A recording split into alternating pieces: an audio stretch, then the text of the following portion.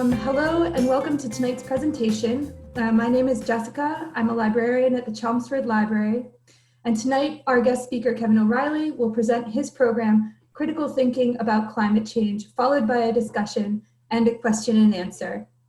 I would like to thank the Elders Climate Action of Greater Lowell for bringing this immensely important program to our attention. And so now we're very pleased to, I'm pleased to hand it over to Bern Kosicki of Elders Climate Action Massachusetts chapter to introduce our tonight's speaker. Thank you. Well, thanks, Jessica, and greetings to all of our Zoom participants tonight. We have a very good group. Our speaker tonight is Kevin O'Reilly, who's going to give a presentation called Critical Thinking About Climate Change. I'm Bern Kosicki, a member of Elders Climate Action, and it turns out our group originally scheduled Kevin to give his presentation at the Chelmsford Library a few months ago as an Earth Day event. And then came the virus, and so here we are tonight. I hope all of you are coping well and are following the advice of medical professionals. As it turns out, the COVID virus has given Kevin the opportunity to draw some interesting parallels between climate change and the virus. Kevin is a retired history teacher who has won national awards for teaching history and economics. He has written 29 books on historical decision-making and critical thinking. And by the way, we could use more critical thinking right now, these times. He has been involved in climate change lobbying for a decade. So Kevin, the window is yours. Looking forward to hearing what you have to say. Thank you. Good evening, fellow citizens. Thank you for taking the time to join this presentation on climate change as it relates to Massachusetts and Chelmsford and Lowell in particular. And thank you to the Chelmsford Library for hosting this presentation. This is a difficult time for our world, our country, and our state. I want to express my thanks to brave frontline workers during this crisis and the political leaders for their work on behalf of all of us in the face of adversity. I'm going to talk for about 30 minutes. Get the screen up here. And then we'll take questions. If you think of a question during the presentation, you can write it in the chat window. We have my colleague Rob Bonney to take questions and possibly respond. Or you can wait until the question and answer period. These are the sponsors. Actually, there's other groups, but I belong to Citizens Climate Lobby and 350 Mass, and I also belong to Mothers Out Front, even though I'm not a mother. This is Lena.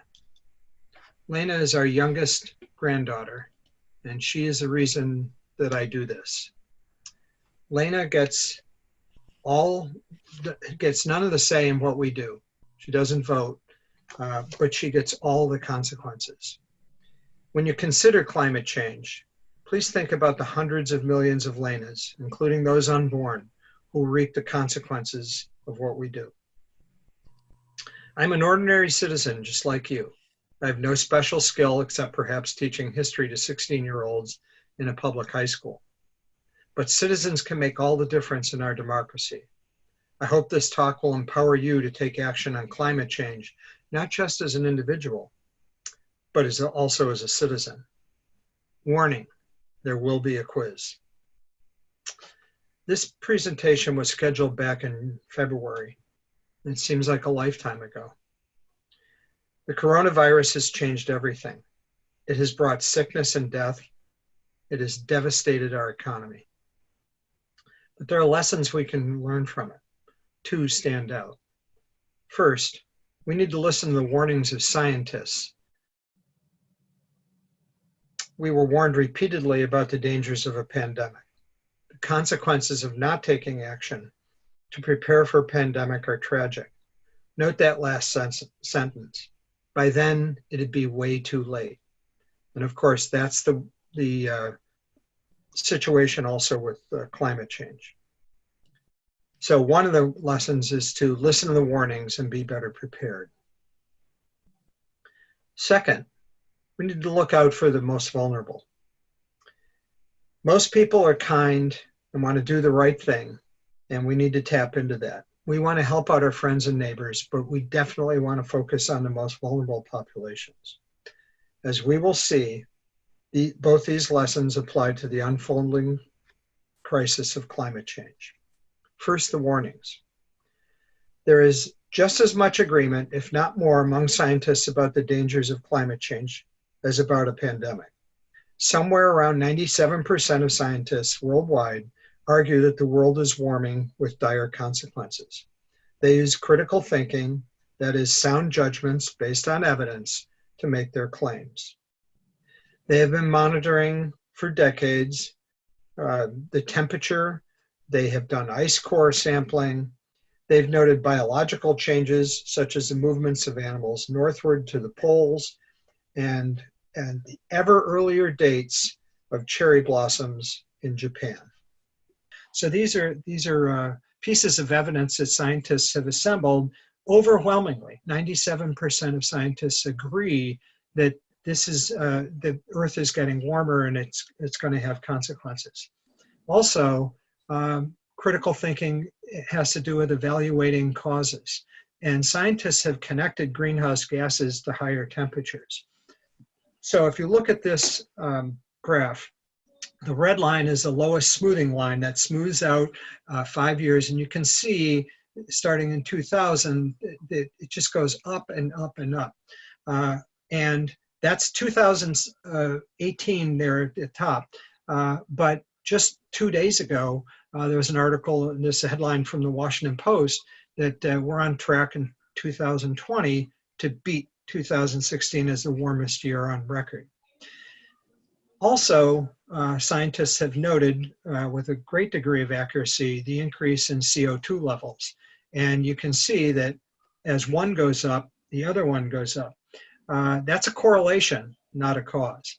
But scientists have also shown that when the solar radiation, the sunlight comes in, it has shorter wavelengths. It's not blocked by greenhouse gases.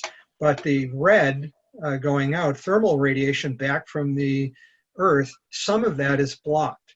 And if that's the case, then we should see that the temperature in the stratosphere that is above the greenhouse gases should be going down. And as you can see on this graph, it is in fact going down.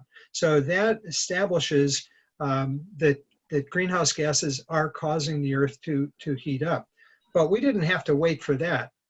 In the 1850s, John Tyndall demonstrated in a lab that greenhouse gases absorb heat. So we've known for 170 years that greenhouse gases cause increased heat. Now, I'm going to focus mostly on Massachusetts and a little bit on Chelmsford and Lowell, but I did want to talk a little bit about international. So if you look at the graph on the left, Greenland, this is summer and winter. So it goes, the amount of ice goes down in the summer and up in the winter, but you can see the trend is down, down, down. And then look at 2012. That's a huge drop, very surprising to a lot of the researchers on this. What this graph doesn't show is it stops at roughly June of 2016, is in August of 2019, so last August, did the largest single drop in ice in recorded history in Greenland. And again, ice in Greenland is very important because it's coming off land. It's going to increase the sea levels. And that one drop in 1 month was enough to raise sea levels by 0.03 inches. That is the ocean increased by that. And that would mean 0.3 inches in a year or 3 inches in a decade. So that's a very frightening thing. We've all seen the fires last summer for us, or last winter, in Australia. And so that's another effect. And the temperature has been going up in Australia so much that they've added 2 new colors on their graphs. They didn't have those temperatures before over 100 and 22 degrees Fahrenheit. So that shows over time that it's getting warmer.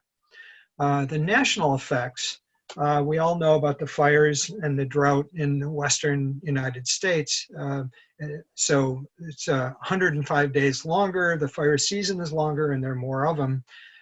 And of course, the hurricanes, which are devastating to people on the coast and are very costly for taxpayers. Climate change is also a national security threat. So the naval base at Norfolk, Virginia, they've had to spend hundreds of millions of dollars for infrastructure to protect the dry docks.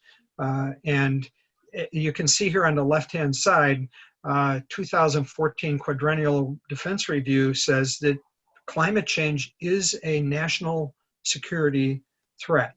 So it's in our interest to do something about it.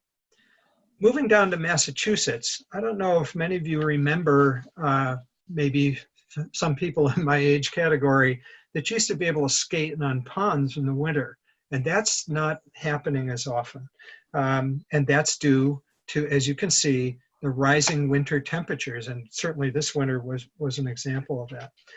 That also means that deer ticks are around longer and other diseases are going to be able to spread. So it's a threat. This is a flood map of Revere in 15 years from now if there was a Category 4 hurricane. And the purple is floods of 3 feet or more. So large parts of Revere would be flooded out in a hurricane. Winthrop is actually even worse, and the airport would be flooded, again, by a Category 4 hurricane in 15 years. Most of Winthrop would be underwater, and not just an inch of water, quite a bit. But we don't have to wait 15 years for that. In 2018, March, they had 2 very severe floods that flooded out very large parts of Winthrop and isolated those hilly parts from getting down. Note the irony of a green energy truck riding through the flood. Well, Lowell and Chelmsford also have problems. So this is research done by David Turcotte of UMass Lowell. When there is rainstorms, houses get flooded, and they have effects on asthma and the mold in the houses and the cleanup and the expense, and they tend to fall disproportionately on the poorer areas and the poorer people in the city. Heavy rainstorms also result occasionally, hopefully not too often, in combined sewer overflows. So when you have a heavy rainstorm, the sewage overflows the sewage treatment and flows directly into the river, in this case the Merrimack River, which 600,000 people get their drinking water from the Merrimack. You're welcome for me not putting a visual of that. In 2018, there were 3 such storms. So this is happening. And again, according to UMass Lowell researcher, if you look at that graph, the number of those high precipitation rainstorms is going to go up. So we're going to see this more often. Now, the representatives from Lowell are working hard to shore up the sewage treatment, but that's going to cost money. So it's costing us money. Keep that in mind. So we're going to get more of these sewage overflows. Also, the number of extremely hot days is going up. You can see on the graph there, at one time there were 11, and by 2070 there could be as many as 90 extreme hot days. And people who don't have air conditioning are the ones who are going to suffer the most in those extreme hot days. And then finally, there's climate refugees. So when Hurricane Maria hit Puerto Rico, which is that outline there on the map, that led to climate refugees in Lowell and other places in Massachusetts. I think the count was 7,000 refugees came here. And so that's something, these are American citizens. I actually have relatives in Puerto Rico named O'Reilly, which is kind of interesting. And you know, they have every right to flee when their area gets flooded out. But then that also can increase costs for us. So to summarize, some people say, well, I don't want to spend money on climate change. So let's take a guy, let's call this guy Dwight. And this Dwight could be a regular citizen, but think of also as maybe a business owner. And Dwight is paying subsidies to oil, gas, coal, the fossil fuels. And I looked at some of these. They're amazing. The number of tax write-offs, different kinds, oil depletion, drilling costs. There's just lost royalties. I mean, what's that all about? So we're paying, and I took the number of taxpayers in the United States and divided it by the amount of the subsidies. It looks like it's at least $278 a year. Don't quote me on that. But I've seen figures as high as $1,000 per taxpayer per year. Also, Dwight is paying for the cost of pollution. I made that dollar bill larger because there are more of them. Clever, huh? The health costs for disease, so we're all paying for that. And for those floods and fires and all, and I calculated that at roughly $660 a year. Insurance, if you're in the real estate business or insurance business, you know that those costs are going up, and part of it is certainly on the coast due to floods. And then as we've seen, the national security bases and wars and climate refugees, and I didn't put a lot of that stuff in. I can talk about it if you want to ask questions about it. These are all costing us money. So it seems like it would make sense. Why not just reduce those costs by moving Massachusetts to green energy? It's not like it's costing us money. We're already paying money, and we should try and get those costs down. Now, one option is to do nothing. So on the left is fossil fuels, which I cleverly shaded gray. And on the right is green energy, and it's not a fair competition, as we'll see in the next slide. If we do nothing, it lets the problem get worse. And so we did a systematic scientific survey of babies and got this reaction. So not what the next generation wants us to do. They do not want us to do nothing. So what can we do as citizens?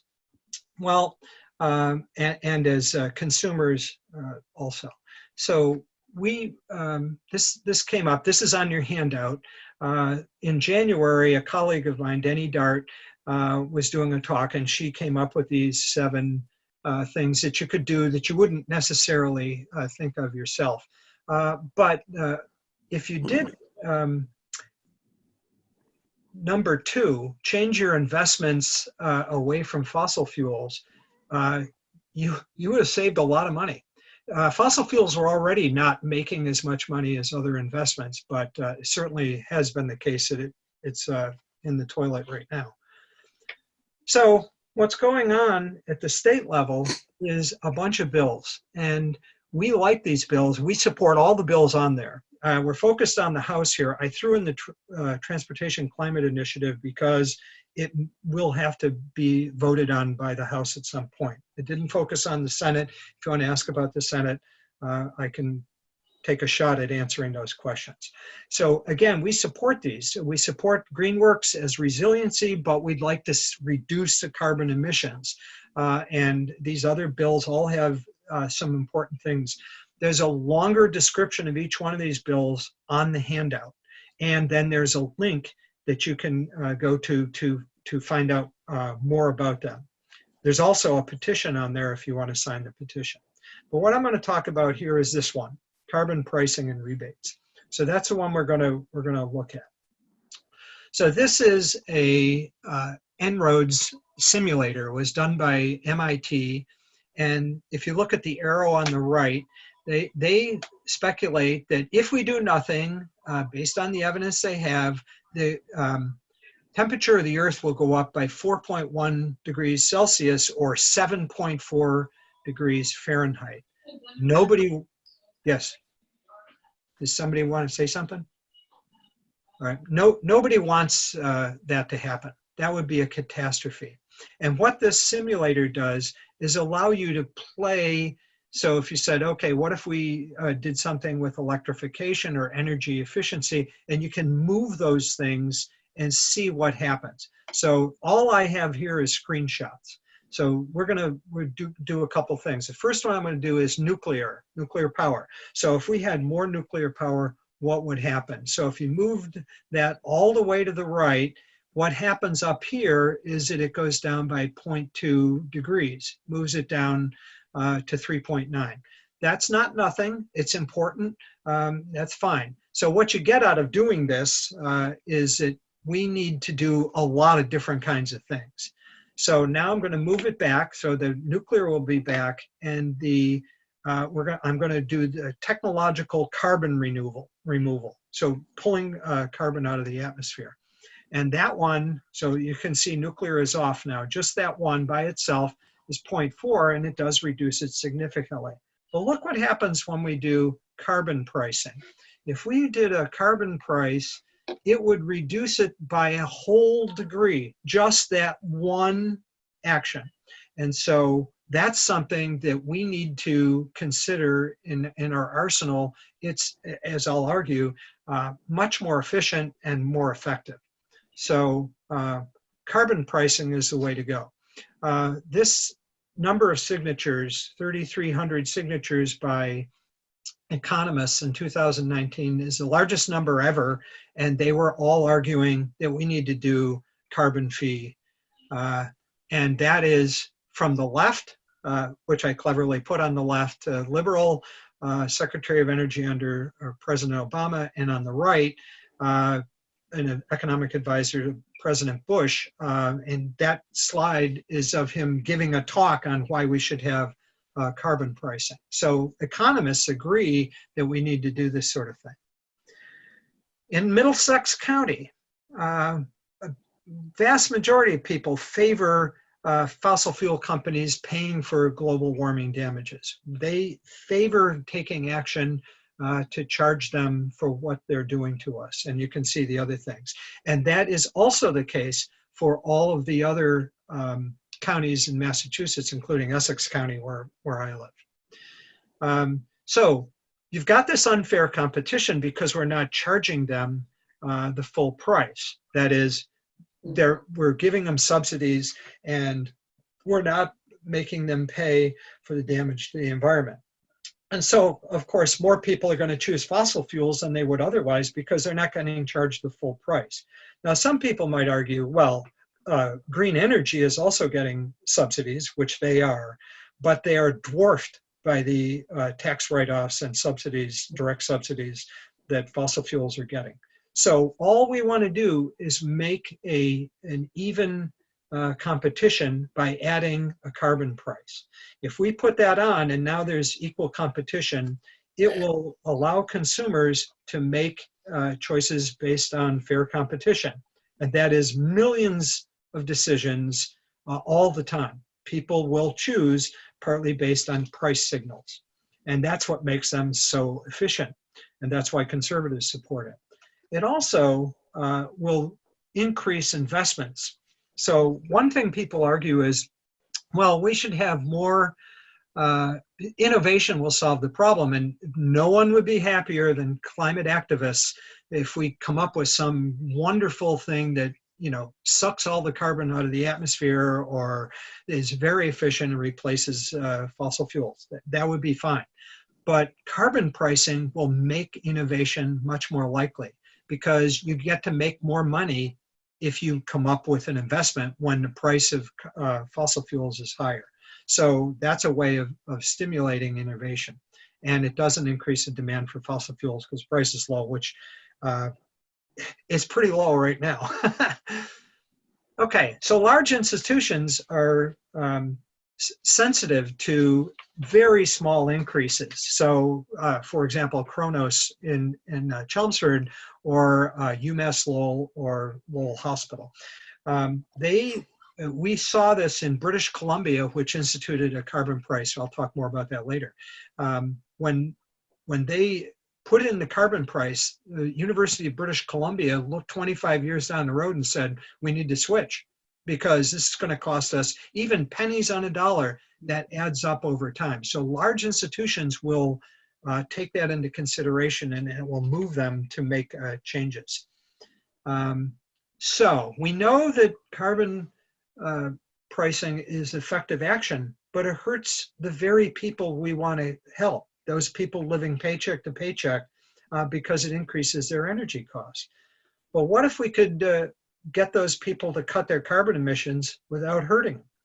And that's what the bill on your handout, 2810, does. It has a carbon fee, but then it rebates money back to individuals and businesses. So we're focused now on the 70% of the money collected goes to consumers and employers with built-in protections for low and moderate income. So I'm going to simplify here, but I want you to see how this works. The bottom 60%, according to Mark Breslow, the bottom 60%, if you take a look at what they're spending, the increased spending, and then the rebate is the darker blue, the middle blue, they're actually going to end up with more money at the end of the year. This money gets paid out in checks twice a year. And people will, in the lowest income, will end up having more money to pay their costs. It's a stimulus by itself. The people in the higher incomes have more resources to switch. So as their prices go up, they will have to pay more, but then they're more likely to switch to renewables. So here's the point where we're going to come. This is the nervous part for you. This is the quiz. So pay attention to this one slide. If you didn't pay attention to anything else, you want to pay attention to this one. So suppose that we had, this is to explain how you still have incentive to switch even if you're getting a rebate. So let's say we had a state with 100 households in it. That's a very small state, actually smaller than Wyoming in population, hard to believe. The state collects, let's say, $1,430 in fees on fossil fuels coming into the state, just whatever that number is. So they take 70% of that and divide it up. So that would be $1,000 divided by the 100 per household, which means $10 for each household. Okay, so notice that the rebate was figured independently of how much energy you used. You got that? So here comes the quiz. Don't be too nervous. So if you spent $10 extra on your energy bills, what would your rebate be? Give you a second. $10. Oh, wow, somebody answered. Okay. If you spent $90 extra, how much would your rebate be? $10. $10. And if you cut that down to $1, your rebate would still be $10. So you have incentive to change even though you're getting money, because it's not based on how much you're spending on your energy. This is the single most difficult thing we've had to explain to people. The incentive is still there. People say, well, if you're getting the money back, why would you switch? Because if you're smart, you'll switch because you're still going to get the same rebate. Okay, the other 30% of the money collected, so 70% goes to people, 30% goes to communities, and they would compete for this. And I have to say that Chelmsford has done a great job. Their website shows that they've been doing community solar, and I think that that's something that we are all interested in. We think about, well, what happens to people who are renters? If you look over here on the right, in the shade, they can't put solar on their roofs, but they can if there's community solar, because then they can buy solar panels from the community. We have one going up in the dump here, and on the Chelmsford website, it said that they have one going up in the dump, or maybe actually already completed it.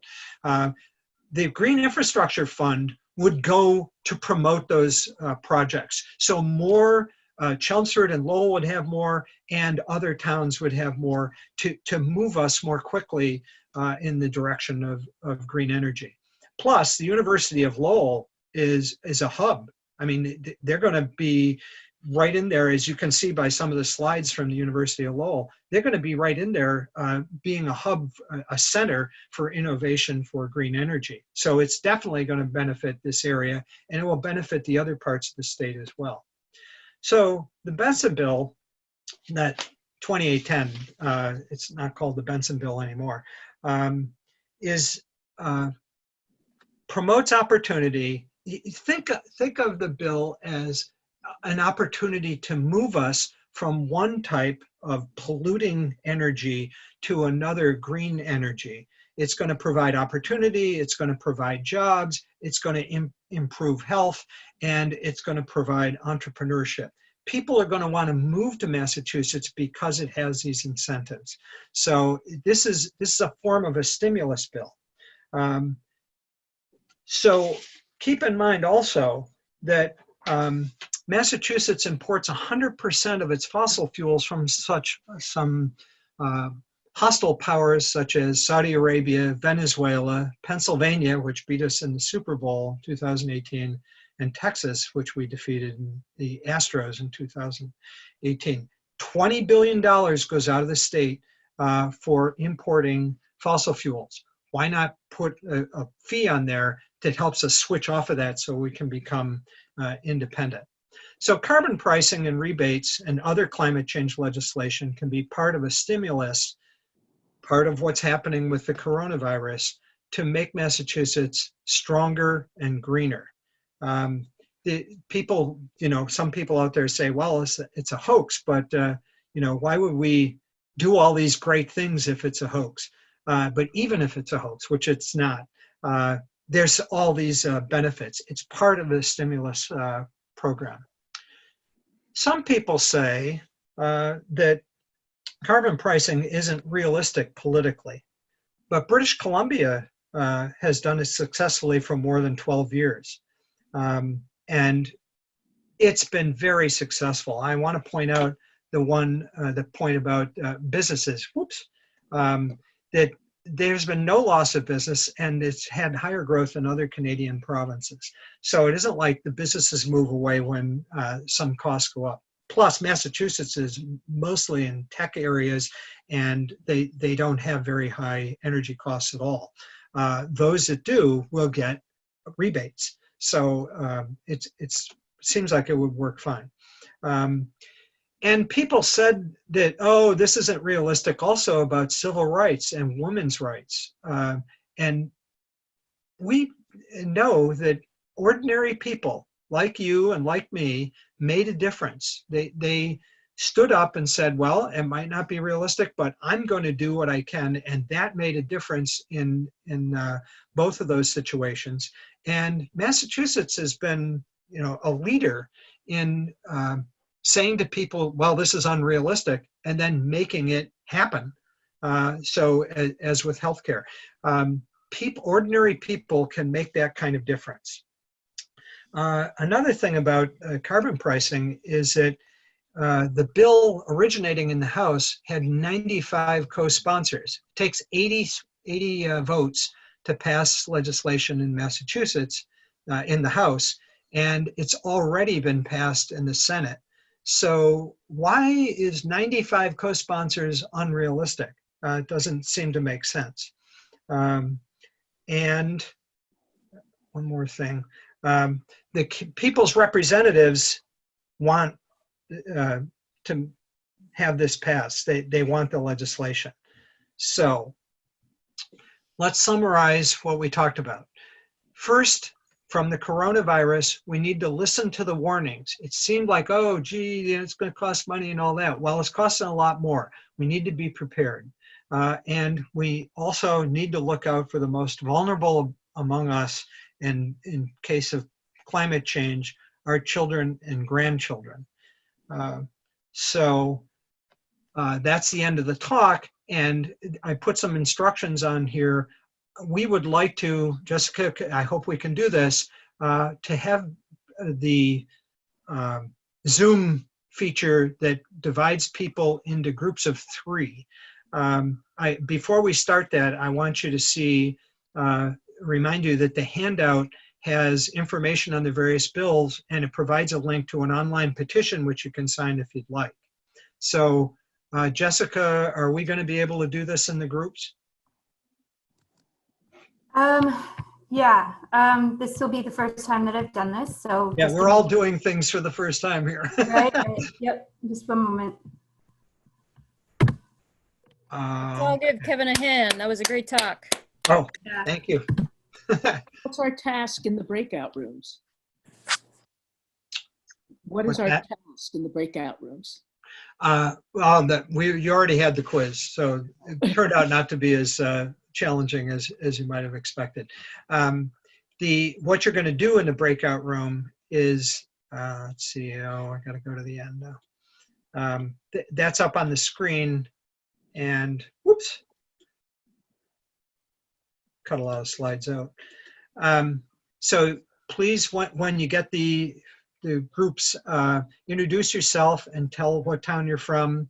It'll be hopefully groups of 3.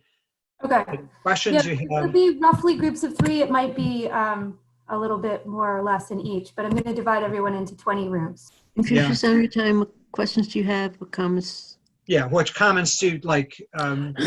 You have comments or questions. You might want to think about what actions you might want to take also, but I didn't put that in. I like to do things in 3s. So you're going to introduce yourself, what questions do you have, and what comments or questions or comments, and people can talk for 5 or 10 minutes. When I've done this in person before, I've noticed that it generates a lot more comments and questions to do this for 5 minutes. So that's what we're going to try here. Okay. Is it set up? Yep. Okay. So Let's do I'm going to walk around the room like I did as a teacher and try to do classroom management while you talk. So you got about 5 or 10 minutes, and when I get itchy enough, I'll say stop, and then we'll start doing the questions. Ready? Go. What do you say to them? Well, carbon pricing can be adjusted at any level. So it could be $150 a ton. If we're rebating the money, the only people who are going to feel it are the fossil fuel companies. And why, given the fact that we produce no energy in state and we're spending, what is it, $2 billion a year to bring in 20 billion. 20, I don't understand why our legislators wouldn't jump at having local renewable technology. Well, we've gotten different arguments depending, but it mystifies me too because it's a jobs program. These jobs, there'll be many more jobs in Massachusetts, and it will save the money for us. So I'm mystified by it. So you just have to assume they're on the take. I do not assume that. No, I think there's some other complicated things. Some of them may be on the take. I can't prove that, but no, I think they're afraid Of making people unhappy? Yeah, some people will say, this is a gas tax, I hate your guts, I'm going to vote against you. But if enough people are looking on the way climate activists look at it, then legislators will have to weigh the backlash from one thing versus the backlash of not doing anything. And that calculation makes sense to me. And I'm just going to bring everyone back, okay? What's that? She's Would bringing you like me to bring everyone back? Yeah. And just another quick question. Has anybody worked on a chart that shows how much is going to have to be spent if nothing is done now? That might be a compelling argument, that if you don't do this gas tax, if you don't do certain things to try and get a hold on what we've done to our environment, we say, this is what you're going to have to spend in 10 years if you don't do this now. Has anyone done that? I saw one figure, but I wouldn't want to quote it off the top of my head. So it's guesswork. Because whenever people say we can't afford it. Maybe. I accidentally left my my meeting room just as I was talking. Okay, well, Jessica, is everybody out of the meeting room back here? Okay, I think we have time for one or two questions. Rob, do you have any on there that you think that you got that we could discuss? Hi, Lindsay. Been a while. Hey. Mr. O'Reilly. Hi. Hey, Mr. O. Is Kevin with us? Hey, Kevin. How you doing? Very good. Okay. Any questions somebody wants to ask? Yes, I have a question about which insurance companies fossil fuels. Liberty Mutual. Liberty Mutual. Oh, hi, Mary Jo. Geico. Geico. What else? Allstate, because that's mine. Yes. Yes. There's a group called Stop the Money Pipeline, and they're focusing on people, the banks that lose loan, the investments in fossil fuels, and the insurance. And they've said that the one insurance company that's worse on this and they are focusing on is Liberty Mutual. The bank is Chase, and the investment is BlackRock that they're focusing on that are the worst. Right. What are good insurance companies? Because now I need I want to make sure mine is good. Is there a place I can find, Mary Jo, is there like a link or location? I don't know, but Okay. but I would look up Stop the Money Pipeline. They have a website, and Okay. I'll research that actually, and I'll get back to you. I would go with the smaller ones too. Yeah. You know, like, What are you saying? Yeah. Outside? Yeah. Seriously? Like serenading her? Mark asked us to come over here. Oh, sweet. I think we got time. It's almost 8 o'clock, right? So we got time for maybe one more question.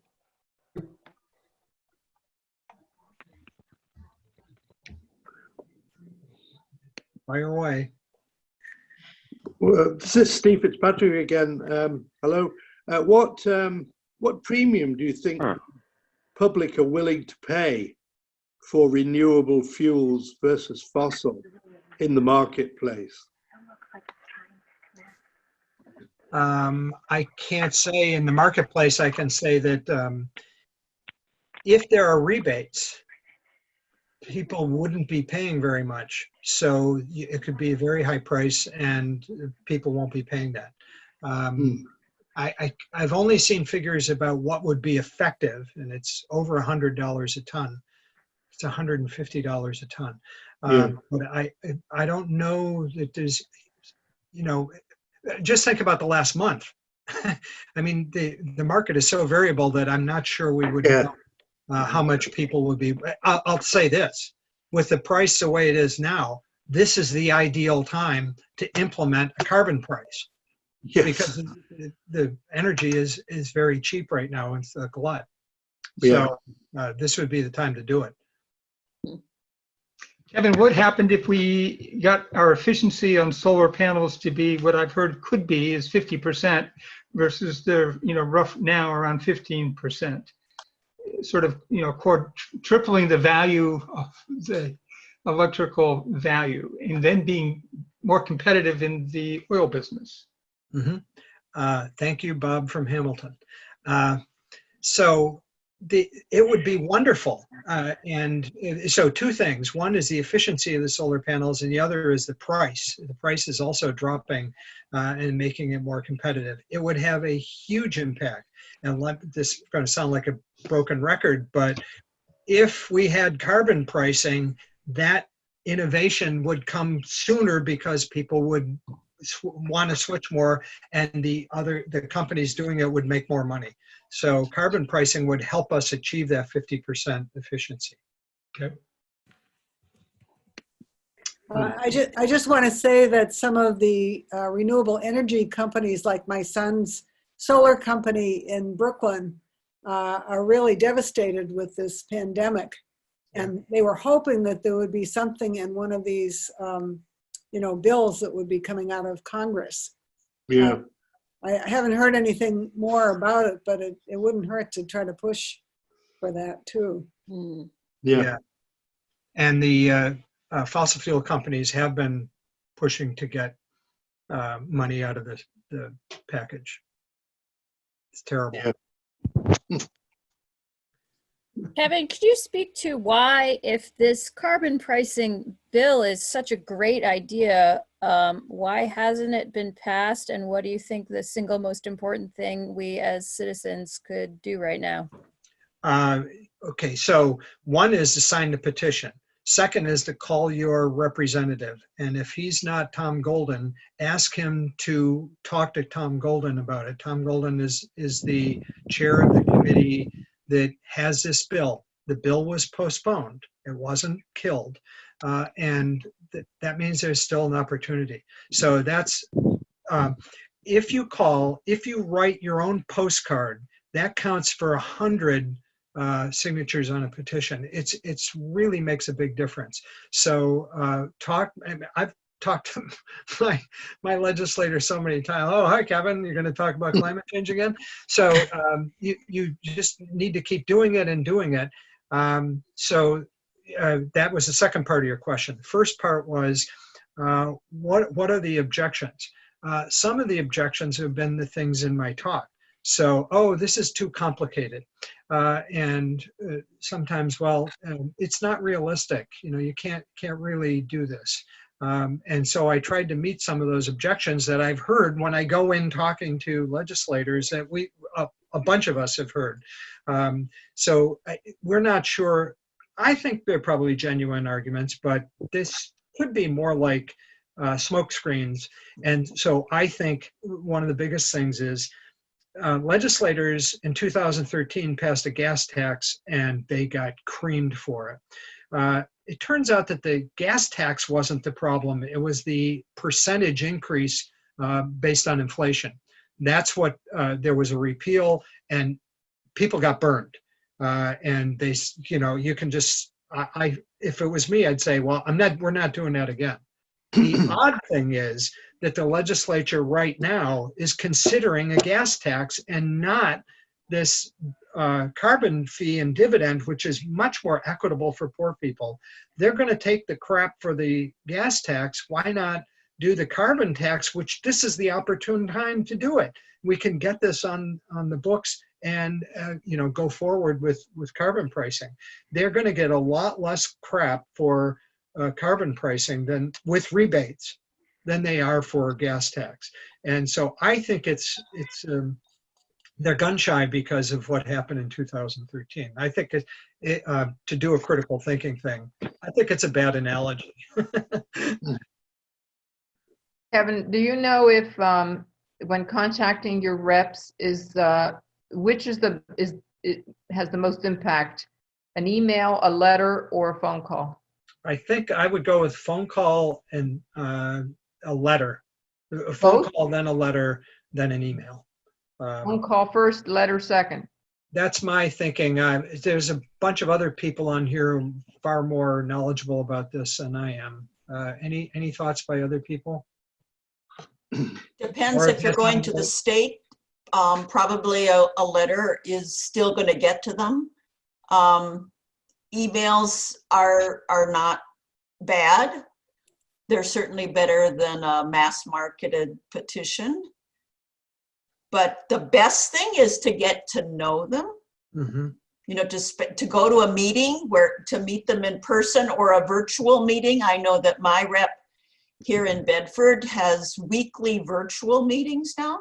Mm. And so that they can see your face. You know, the more they know you, the more they're going to listen to you. Okay, thank you. There is tomorrow there is a phone banking effort where we're trying to light up the map of all of Massachusetts. The youth are doing that, and I put in the chat lightupthemap.com. And if you go to that, put your address in, it will tell you your legislator's phone number, make the call, and then hit the button, and it will show a map of all of us lighting up Massachusetts for climate. So I encourage everybody to check that out. It's just lightenupthemap.com, and it's in the chat. 10 o'clock tomorrow, right? Yeah, but really you could do it now if you want to do it anytime you want. You can always leave a message at the State House, and all the calls are being transferred. So you may be able to get through during the day.